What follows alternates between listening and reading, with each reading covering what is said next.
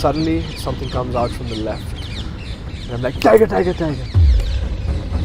But then when she came with a bang. Every day she was being sighted, and when she walked in front of the vehicles pushed back. She walked with an attitude, she walked with confidence. Solo. And as Bomera approached, she started crouching down and started snarling like that. Bomera takes his right paw and rips open Solo's chest. At that moment, I thought she was going to die. That's where the story unfolds, which we don't know.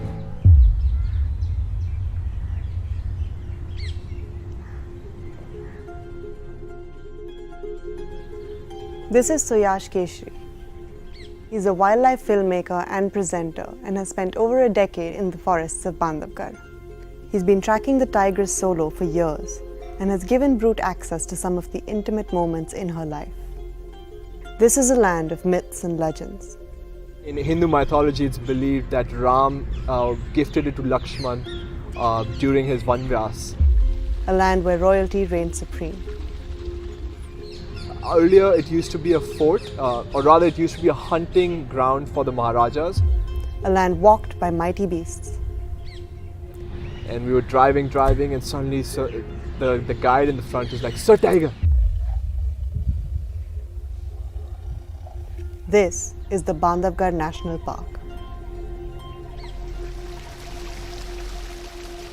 Deep in the heart of the national park, the 2,000-year-old fort was the seat of power for many dynasties. In 1968, it was declared as a tiger reserve and a national park, and since then, hunting has been banned.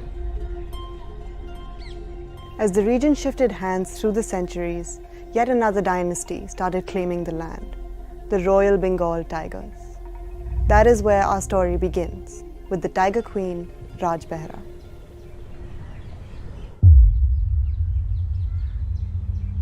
Raj Behra was a very, very bold tigress. She was never scared to fight another tiger, and she was a very dedicated mother. Born in 2007, Raj Behra was the daughter of Churchara. She had inherited her mother's territory and reigned over the area around the fort in the heart of Bandhavgarh. They're full of grasslands, they're full of water bodies, there are few hills in the middle, and all of them have beautiful deep caves. She gave birth to a litter of 1 male and 3 female cubs. Her daughter, Solo, was next in line.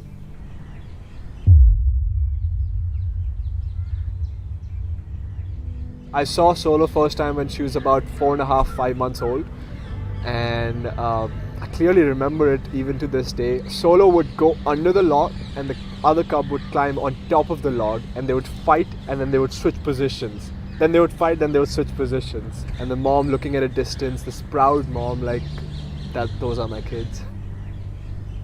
And here she is, the crown princess.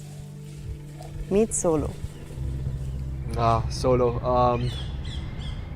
Sometimes it's very difficult. I don't know where to begin and where to end. I think I can talk about her my entire life. But among the Raj Behra litter, Solo was the one that always used to be out there independently. So people are like, she's the solo female. She's always alone. So they gave her the name Solo. Solo, she had a very slender face, and she had 2 fish-like patterns above her eye, and then one on this side as well. As soon as Solo came of age, she wanted to claim her kingdom. She had grown up here. She knew the best spots to hunt, eat, drink, hide. Why would she ever want to leave? But there was one problem. Her mother was still queen. Between mothers and daughters, or even between siblings, fights look really bad, but they aren't that bad. They're not fatal. The first to go down and submit loses. So she took over her mother's territory. A lot of people say that, Solo fought with her mother so much that her mother died. That's not true. The prodigal daughter had arrived, and she had big plans.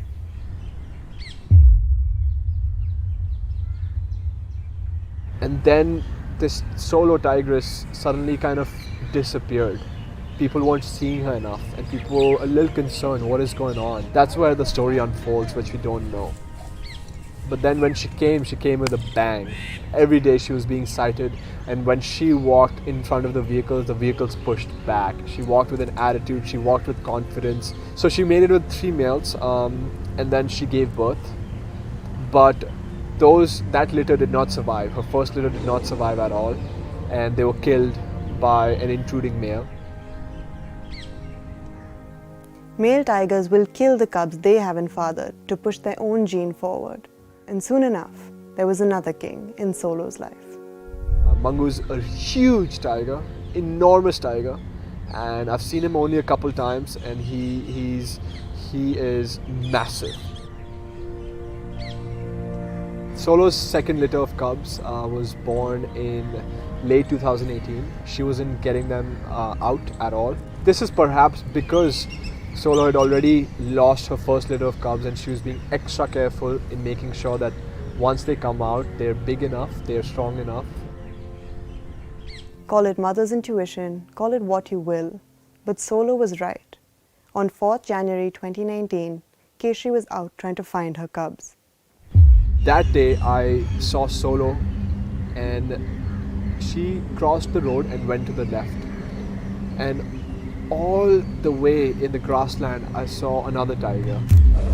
When he came closer, we realized it's not Mangu, it's Bamera Jr., another male who traverses Solo's territory but has not fathered the cubs. And as Bamera approached, she started crouching down and started snarling like that. And suddenly they both got up on their hind legs and literally started fighting.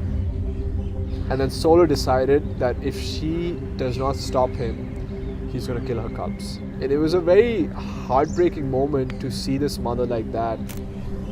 So she gets up, Bamera gets up as well, and then they start fighting again. Bamera takes his right paw and rips open Solo's chest. At that moment, I thought she was going to die. But she comes back and she fights Bamera. So he submits and starts walking away. And Solo, kicking, screaming, she drives this male away.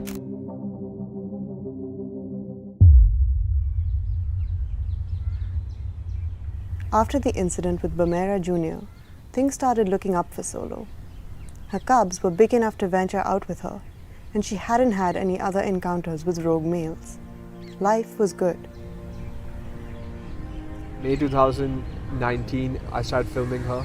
The first time I saw her was with a kill.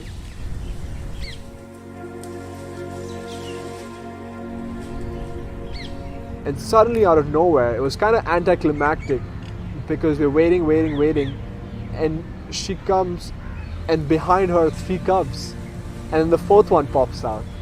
And it was amazing. They came, they crossed the road, they ran towards the carcass, and they completely demolished it. They fought with each other. So one of the cubs, he actually jumped onto the carcass and made sure that his sisters cannot eat. Wanted all of the carcass to himself. Then next day in the morning, we found them playing. In the evening, we found them climbing trees, which is very rare. Tigers never climb trees, but Solo used to climb trees as a cub, and her cubs climb trees as a cub as well. And that's when you fall in love with those tigers. Solo was a happy queen in her thriving kingdom. But in January 2020, there was news that one of the cubs went missing. Then Solo went missing. The forest department sent out search and rescue parties, and Keshri and his team joined in. After about half an hour, first cheetal call came. That means a tiger. When cheetal deer see tiger or langur see tiger, they make alarm calls. Langur typically go like that. So we finally found Solo. Where are the cubs? Waiting. No alarm calls. Suddenly, something comes out from the left. And I'm like, tiger. And my naturalist and the guide just wake up and they're like, wow. Second cub. The guide goes, tiger. Third tiger comes. Then the naturalist goes, tiger. And unbelievably, we see the 4th one coming through. From the outside, everything was well. But unknown to Keshri and his team, there was something dark conspiring in the shadows. In March 2020, the novel coronavirus had spread across the world and India went into lockdown. The national park was closed to the public. But June 17th, I was there in Bandhavgarh. Next day, I saw Solo. She looked a little frail, and I observed some wounds on Solo's paw. And she was licking the wounds and constantly kept looking back, either for the cubs or either because she felt threatened. I was supposed to go late October, but news within the first week started coming through that Solo had moved from her territory into a territory near the buffer area. Solo did not want to go back into her territory because there were too many males in her territory. Another female is trying to encroach on her territory. There's no space left for her. Little did he know that June would be the last time he saw Solo ever again. The queen had fallen. On October 17th, I got a very tragic news. The unfortunate incident happened. Solo was found dead and her carcass was already decayed, which means she had been dead for quite some time. She was a fighter. She was an absolute fighter. What happened? Some people were saying that another male killed her. Some people were saying she was poisoned.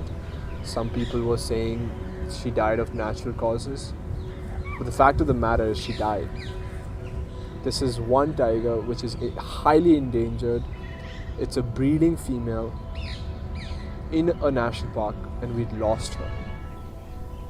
Solo, along with one of her cubs, was found dead under the Dhamokar range in the buffer area of Bandhavgarh.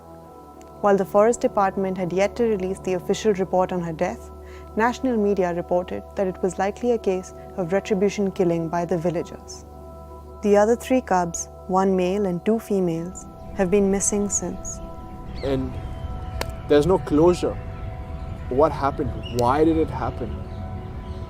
What was she doing there? 10 years down the line, we don't want to be in a situation where we're telling our kids that, listen, we knew how to protect tigers. We knew that we needed to connect different habitats. We knew we needed to relocate more villages. We knew we needed to educate more people and train more people. We knew how to save the tigers. But we let them go.